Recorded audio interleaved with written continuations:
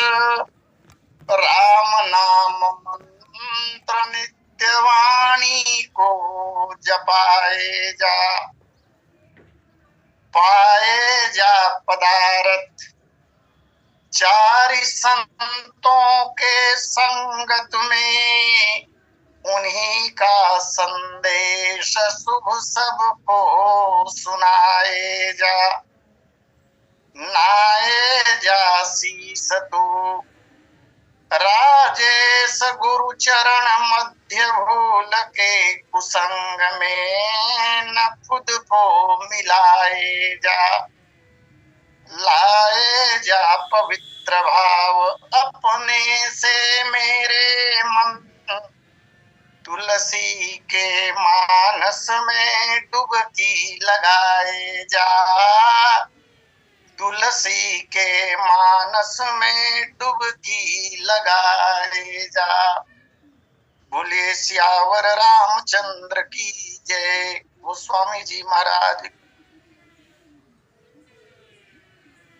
हमारा आद्य भगवान श्री सीतारामचंद्र जी महाराज, श्री राम कथा के आद्याचार्य भगवान भगवान शंकर जी, श्री सीताराम जी के चरण कमलों में नित्य अनुराग रखने वाले अंजनी नंदन हनुमान जी महाराज, अहर निष्पूज्यपाद गोस्वामी जी महाराज, श्री राम कथा सत्संग से जुड़े हुए समस्त समादरणीय महानुभावों तथा देवियों, इस पावन कार्यक्रम के संयोजक एवं संचालक आदरणीय श्री पटेल जी, आज के द्वितीय लिंक के कथा व्यास पूज्य चरण पंडित शास्त्री जी महाराज एवं तृतीय लिंक के कथा व्यास पूज्य चरण पंडित उपाध्याय जी महाराज, और मैं स्क्रीन पर देख पा रहा हूँ पूज्य चरण त्रिपाठी जी महाराज, आप सबको सादर विनत भाव से प्रणाम। आइए, विगत कुछ दिनों से श्री तुलसी जन्मोत्सव पखवाड़ा पर चर्चा चल रही है। कथा के क्रम में कल हमने दर्शन किया था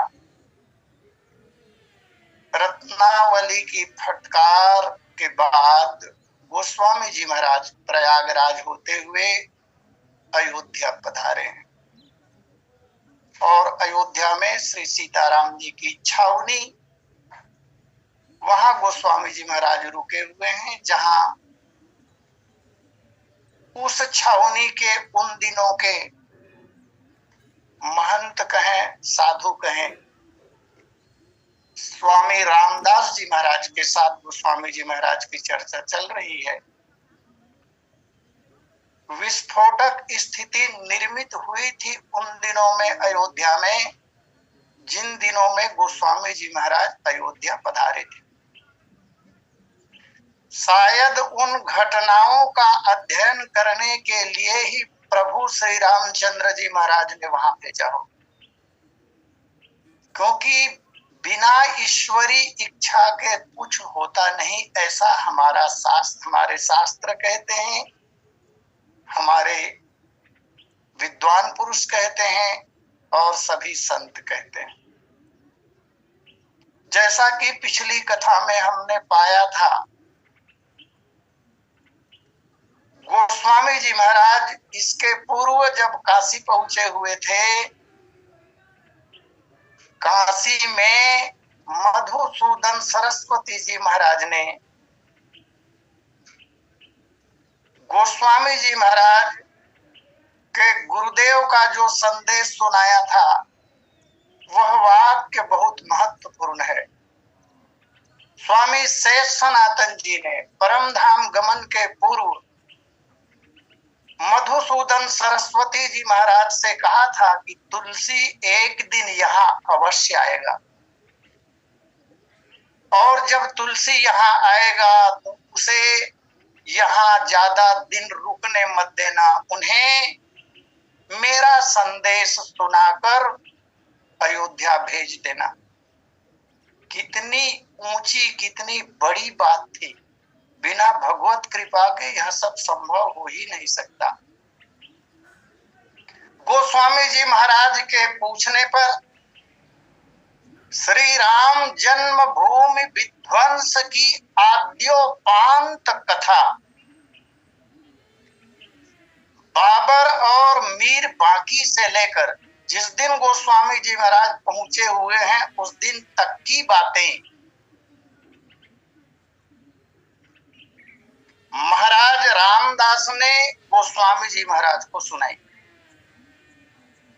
अपने आराध्य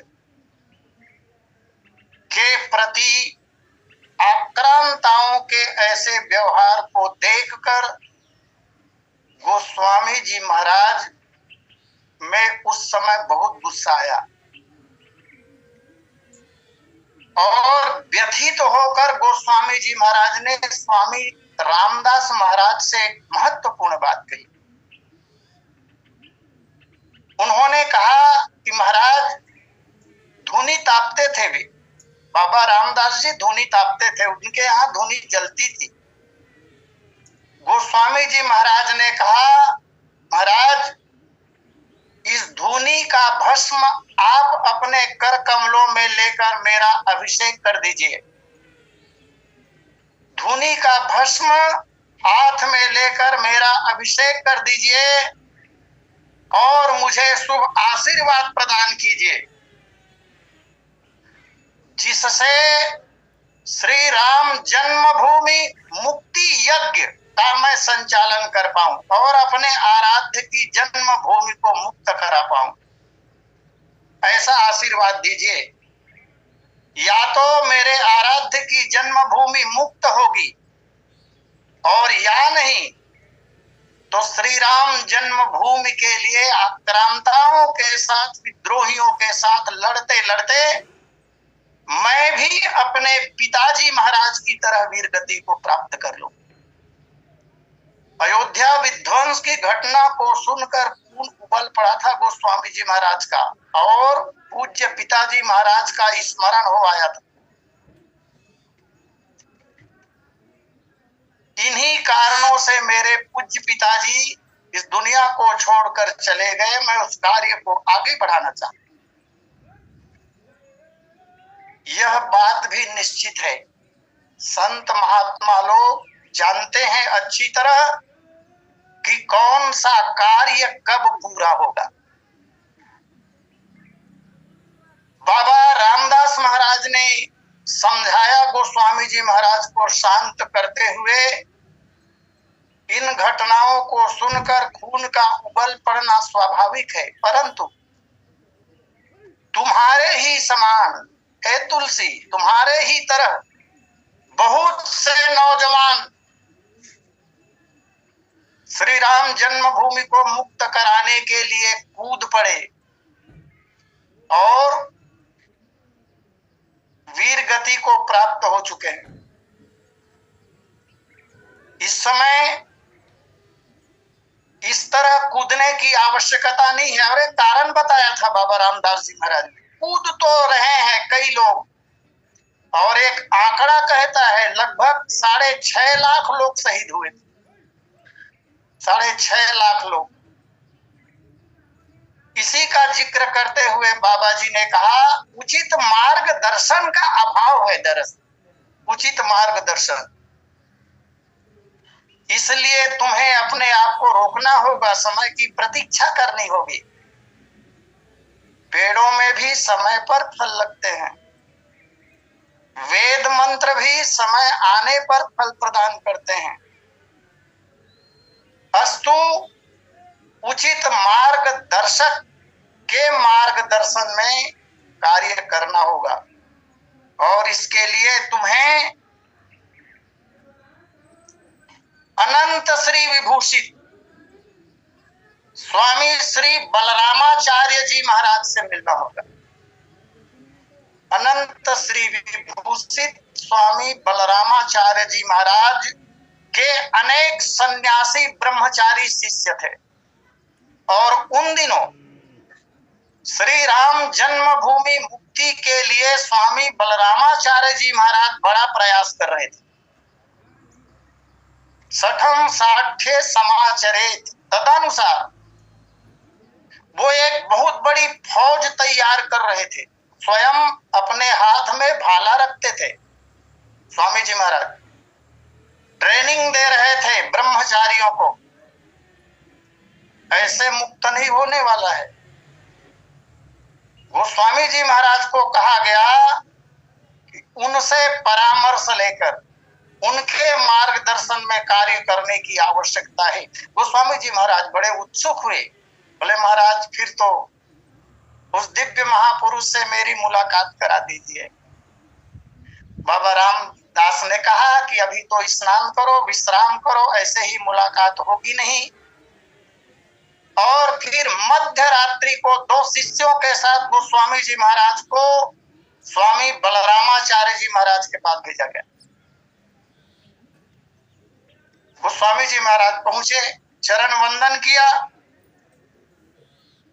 और सहसा, यद्यपि कोई परिचय था नहीं दोनों का, प्रथम मुलाकात है यह, लेकिन स्वामी बलरामाचार्य जी महाराज पहुंचे हुए बड़े महात्मा थे। चेहरे और वाणी को देखकर सुनकर भविष्य जानना उन्हें आता था। उन्होंने गोस्वामी जी महाराज पर दृष्टिपात की, अपने हाथ को आगे बढ़ाकर स्वामी जी ने गोस्वामी जी महाराज के हाथों को पकड़ा और गोस्वामी जी महाराज के हाथों की रेखाएं देखी। और जैसे ही रेखाएं देखी, उन्होंने अपने नेत्र स्वामी जी ने बंद कर ली, अनंत आकाश की ओर कुछ सोचने लगे नेत्र बंद करके।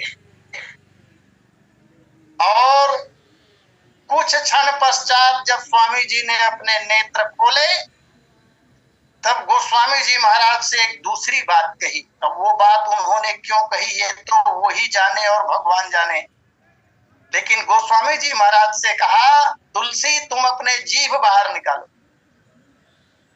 और तुलसीदास जी महाराज मूर्तिवत खड़े थे उनके सामने, जैसा वो कह रहे थे ऐसे गोस्वामी जी महाराज कर रहे थे। गोस्वामी जी महाराज ने आज्ञा का पालन करते हुए अपनी जीभ बाहर निकाली, और जैसे ही जीभ बाहर निकाली, वहां पर कुछ शिष्य लोग थे। स्वामी बलरामाचार्य जी महाराज, बलरामाचार्य जी महाराज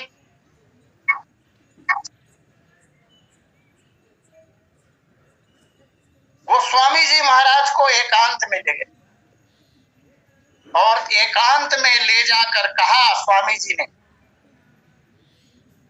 बोले आदि कवि तुम असी का परित्याग करके और मसी व्रत का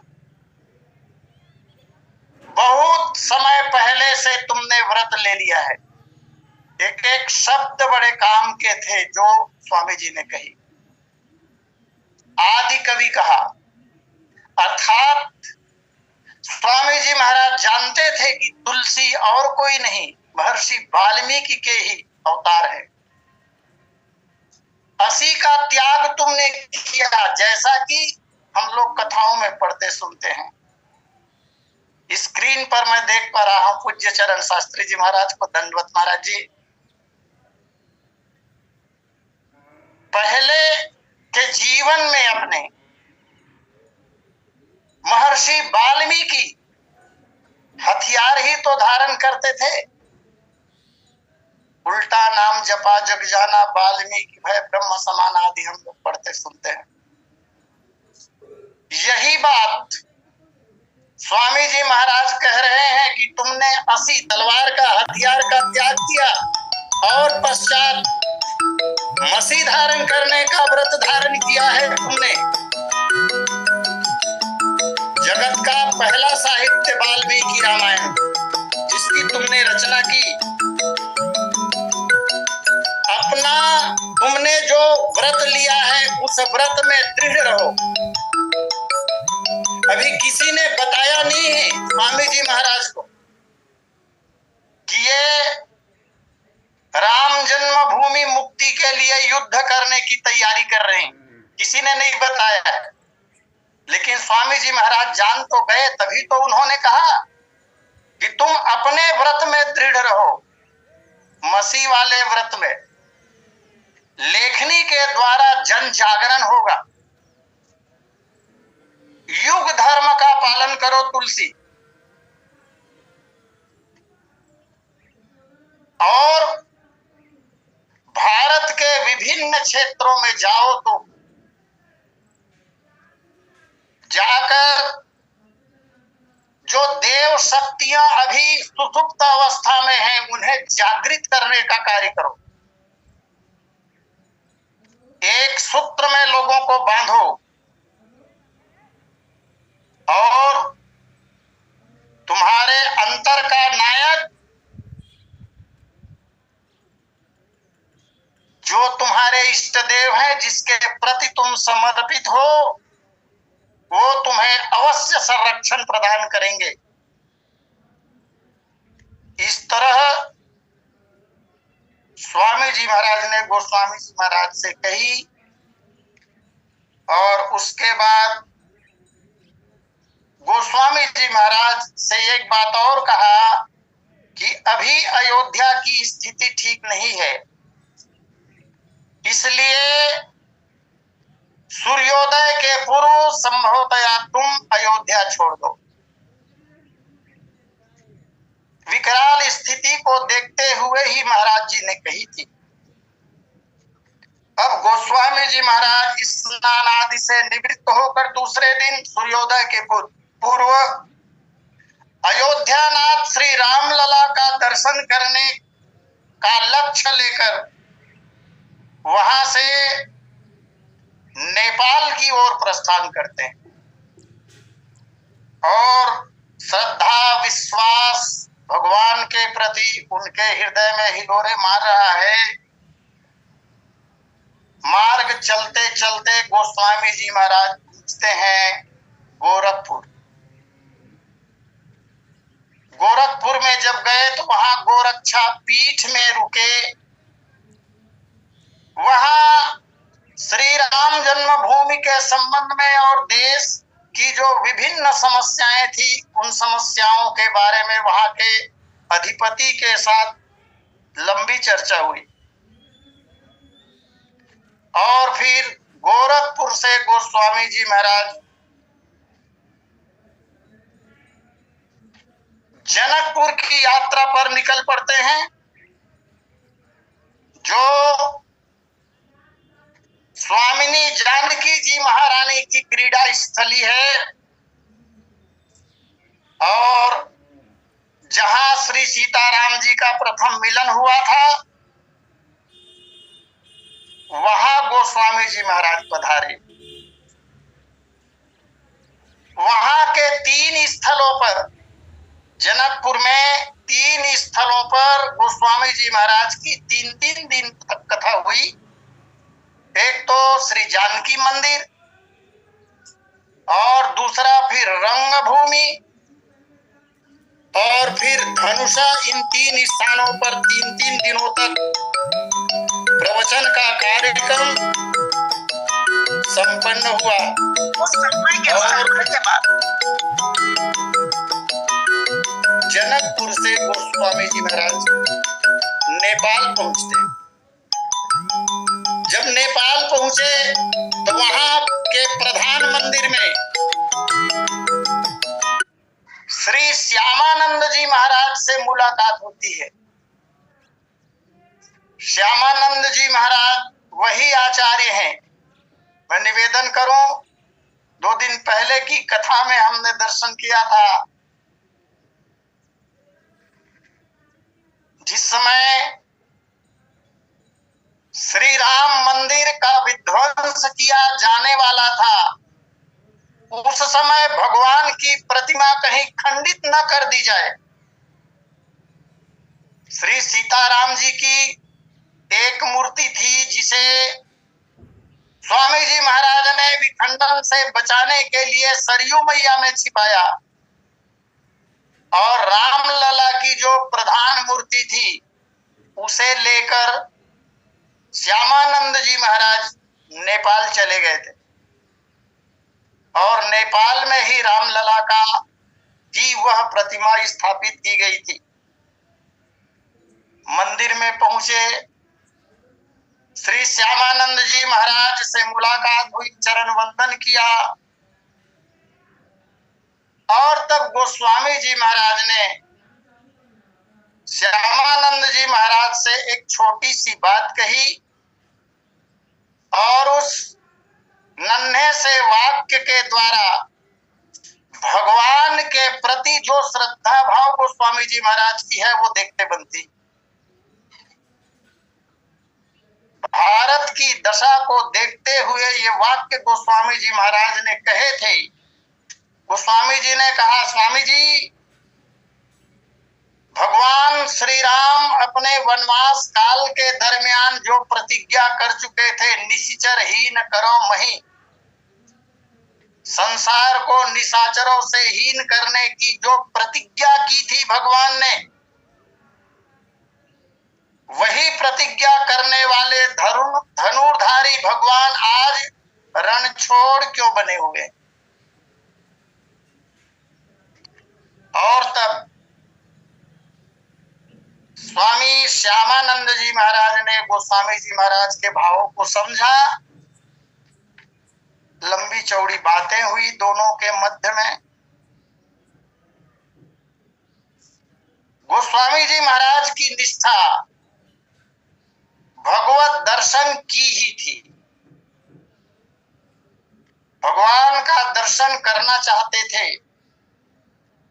अभी श्री विग्रह का दर्शन हुआ, लेकिन भगवान के दर्शन के पहले, भगवान से मिलने के पहले सब लोग कहते हैं संतों से मिलना आवश्यक होता है। बिना संतों की कृपा के भगवंत नहीं मिलते। नेपाल से फिर गोस्वामी जी महाराज आगे की यात्रा आरंभ करते हैं, मानसरोवर की यात्रा। मार्ग में जो जो तीर्थ पड़ते थे उन तीर्थों में भगवान का दर्शन करते हुए, और मुख्य प्रयोजन गोस्वामी जी महाराज का जन जागरण था। जो स्थिति परिस्थिति उन दिनों निर्मित थी उन्हीं पर चर्चा किया करते थे। और इस प्रकार चलते चलते गोस्वामी जी महाराज मानसरोवर के निकट पहुंचते हैं। गिरिराज हिमालय का उन्होंने दर्शन किया और फिर यात्रा के दरमियान ही गोस्वामी जी महाराज नारद शिला में पहुंचते हैं। नारद शिला, वहां एक अद्भुत घटना गोस्वामी जी महाराज के साथ थी। गोरक्ष पीठ के कुछ सन्यासी लोग गोस्वामी जी महाराज के साथ यात्रा में थे। अभी गोस्वामी जी महाराज नारद शिला में पहुंचे हुए हैं, रात्रि का समय है। गोस्वामी जी महाराज को नींद नहीं आ रही है। कुछ देर के बाद लगा ऐसा कि गोस्वामी जी महाराज की नींद लगी, और जब नींद लगी देर रात्रि को, तब गोस्वामी जी महाराज ने एक स्वप्न देखा। अद्भुत स्वप्न था गोस्वामी जी महाराज का। स्वप्न में गोस्वामी जी महाराज देख रहे हैं एक भारी जटाजूट धारण किया हुआ कोई महात्मा दिखाई दे रहे हैं, और महात्मा जी को एक तक सपने में जब देखने लगे तो बीना की झंकार भी सुनाई पड़ रही है गोस्वामी जी महाराज को। और इस स्वप्न को देखने के बाद गोस्वामी जी महाराज की निद्रा टूट गई, और जब निद्रा देवी की गोद से बाहर गोस्वामी जी महाराज आए तो क्या देखा? देवर्षि नारद ही खड़े हुए हैं। वैसे गोस्वामी जी महाराज को बड़े बड़े महात्माओं के दर्शन हुए हैं। हनुमान जी महाराज का दर्शन तो हुआ ही है। भगवान श्री रामचंद्र जी महाराज का बार बार दर्शन उन्हें हुआ है। आज देख रहे हैं अपने सामने देवर्षि नारद को, और केवल देख रहे हैं नहीं, देवर्षि नारद ने गोस्वामी जी महाराज से कहा, तुम भगवती भारती के ज्येष्ठ पुत्र हो, तुलसी तुम विश्व के आदि कवि हो, और यही बात मुझे तुमसे कहनी थी। ऋषि वेश में देवर्षि नारद का दर्शन करके गोस्वामी जी महाराज धन्य हो गए, और उसके पश्चात वहां से भगवान बद्री विशाल का दर्शन करने के लिए ज्योतिर्मठ पधारे। ज्योतिर्मठ में भी एक विचित्र घटना घटी। ज्योतिर्मठ में सब प्रतिमाओं का दर्शन किया, और दर्शन करने के पश्चात गोस्वामी जी महाराज सो गए। रात्रि का समय, पुनश्च जागे, और जब जागे तब क्या देखा, एक नन्ही सी बालिका श्वेत कागज, कलम और स्याही यह लेकर गोस्वामी जी महाराज के समक्ष प्रस्तुत होती। इनका दर्शन गोस्वामी जी महाराज पहली बार कर रहे हैं, कभी देखा नहीं। आश्चर्य में डूबे गोस्वामी जी महाराज। वह बालिका कागज और कलम गोस्वामी जी महाराज को देते हुए नाम लेकर कह रही, कविवर तुलसी इसे स्वीकार करो, लो न इसे। एक अनजान बालिका के मुख से अपना नाम सुनकर आश्चर्य का होना स्वाभाविक है। और वैसे इस घटना के पूर्व कई आश्चर्यजनक घटनाएं गोस्वामी जी महाराज के साथ घट भी चुकी है। गोस्वामी जी महाराज को आश्चर्य हुआ कि इस मंदिर परिसर में यह कागज और स्याही, फिर यह नन्ही सी बालिका लेकर आई है। गोस्वामी जी ने पूछा, ये सामग्री, लेखन सामग्री आप कहां से लाई? बालिका ने जवाब दिया, मंदिर से लाई। गोस्वामी जी ने पूछा, क्या मंदिर में भी ये सामग्रियां होती है? अरे मंदिर में तो पूजन सामग्री होती है, लेखन सामग्री नहीं। आज मंदिरों में भले होते हैं। बालिका ने दोहराया, मैं मंदिर से ही लाई हूं। गोस्वामी जी ने कहा, वही तो हम पूछ रहे हैं, मंदिर में कहां से आया? और तब बालिका ने जो बात कही, बालिका का आशय था, रहे न रहे सामग्री अभी तो मिल गई, और इसे आप स्वीकार कीजिए। संभवतया श्रीमद् रामचरितमानस लेखन की पूर्व तैयारी ही थी। और ऐसा कहकर फिर और बातें होती है। बालिका से पूछा गया बार बार कि यह सामग्री कहां से आई, तो बालिका ने एक जवाब दिया, मंदिर परिसर में भगवान लंबोदर की प्रतिमा है और जगत जानता है। वेदव्यास जी महाराज जब पुराणों की रचना कर रहे थे तो लेखन का कार्य भगवान लंबोदर ने ही किया था, ऐसी कथा प्राप्त होती है। उन्हीं के द्वारा प्रदत्त है यह, जाकर उनका पुनः दर्शन करो। गोस्वामी जी महाराज पुनः दर्शन करने के लिए जाते हैं, और तब उन्हें पता चलता है कि वास्तव में वह बालिका और कोई नहीं, माता लक्ष्मी ही थी, जो बालिका बनकर गोस्वामी जी महाराज के पास वह कागज और कलम लेकर आई थी। फिर वहां से दर्शन करने के पश्चात गोस्वामी जी महाराज मार्ग में कथा करते, तमाम तीर्थ स्थानों का दर्शन करते हुए उन्हीं दिनों में हरिद्वार में महाकुंभ का मेला था। हरिद्वार महाकुंभ में कुंभ स्नान करने के लिए गोस्वामी जी महाराज पहुंचे।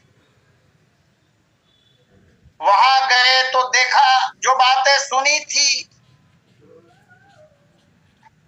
महाकुंभ के संबंध में, गोस्वामी जी महाराज ने पहले जो बातें सुनी थी, साहित्य में जो कुछ पढ़ा था कि महाकुंभ में कैसी कितनी भीड़ होती है, कितने लोग कुंभ में आते हैं, मंडलेश्वर, महामंडलेश्वर, आचार्य महामंडलेश्वर,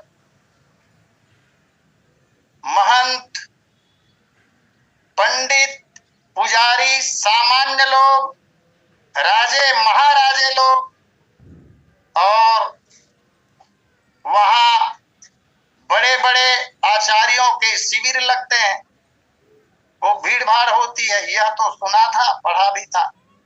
लेकिन जिस महाकुंभ में गोस्वामी जी महाराज हरिद्वार पहुंचे हुए हैं, उस कुंभ में ऐसी भीड़ नहीं दिखाई पड़ी। गोस्वामी जी महाराज विचार करते हैं, ऐसी क्या बात है कि जैसी भीड़ का वर्णन हमने सुना पढ़ा है, ऐसी भीड़ यहाँ दिखाई नहीं दे रही। भीड़ तो है लेकिन वैसी नहीं है। दूसरे दिन प्रातः गंगा स्नान के लिए गोस्वामी जी महाराज जा रहे थे तो देखा मार्ग में कुछ भीड़ है। भीड़ से बचते हुए एक किनारे से गोस्वामी जी महाराज जा रहे थे तो उन्होंने देखा दो काषायधारी नौजवान, उन लोगों ने गोस्वामी जी महाराज का मार्ग रोका। उनमें से एक ने गोस्वामी जी महाराज से परिचय पूछा, और परिचय भी तुम कौन हो, कहाँ के रहने वाले हो, यहां से शुरू नहीं हो रहा है। परिचय पूछा उन्होंने, बोले तुम किस अखाड़े से संबंध रखते हो, किस अखाड़े से तुम आए हो। गोस्वामी जी महाराज ने बड़ी सरलता के साथ उत्तर दिया, भाई मेरा संबंध किसी अखाड़े से नहीं। मैंने कभी पढ़ा था पहले 13 अखाड़े हुआ करते थे देश में। इस संबंध में मुझे ज्यादा जानकारी नहीं है, लेकिन अभी विगत कुछ वर्षों से 14 अखाड़े हो गए हैं। प्रथम क्रम पर जूना अखाड़े का नाम लिया जाता है। तो इस तरह 14 अखाड़े वहां पूछा गया। उन दिनों में 13 ही रहे होंगे। किस अखाड़े से तुम्हारा संबंध है? स्वामी जी ने कहा किसी अखाड़े से मेरा संबंध नहीं। दूसरे ने गोस्वामी जी महाराज को डांट कर पूछा। वहां कठोर शब्दों का प्रयोग उन लोगों के द्वारा किया गया है, और उन लोगों से गोस्वामी जी महाराज ने कहा, मैं तो भाई अयोध्या का नाम लिया है गोस्वामी जी ने। मैं अयोध्या से जनकपुर गया, जनकपुर से मानसरोवर नेपाल होते हुए हरिद्वार आया। और यह चर्चा जब उन्होंने की तो एक व्यक्ति ने गोस्वामी जी महाराज को धक्का दिया और फिर भगा दिया गोस्वामी जी महाराज को। बोले आगे नहीं जा सकते तुम। और उन दोनों ने जो चर्चा की जिसे गोस्वामी जी महाराज ने सुना, खून खराबे का पूरी तैयारी थी। बाद में पता चला कि वो लोग और कोई नहीं, विधर्मी लोग थे जो रूप बदलकर किसी अखाड़े के वेशभूषा को धारण कर लिए थे। ऐसा ही बखेड़ा उन दिनों में बहुत मात्रा में चल रहा था। विधर्मी लोग अपना रूप बदलकर किसी अखाड़े में शामिल हो जाया करते थे, नाम पता बदलकर, और वही लोग अप्रिय स्थिति निर्मित करने का काम भी करते थे। यह गोस्वामी जी महाराज ने हरिद्वार में जाना। आइए समय पूर्णता पर अस्तु सादर आमंत्रण आदरणीय पटेल जी को, और इसी के साथ वाणी विराम। बोलिए सियावर रामचंद्र की जय। बोलिए सियावर राम। बहुत बहुत धन्यवाद आचार्य जी। स्वामी जी का जीवन चरित्र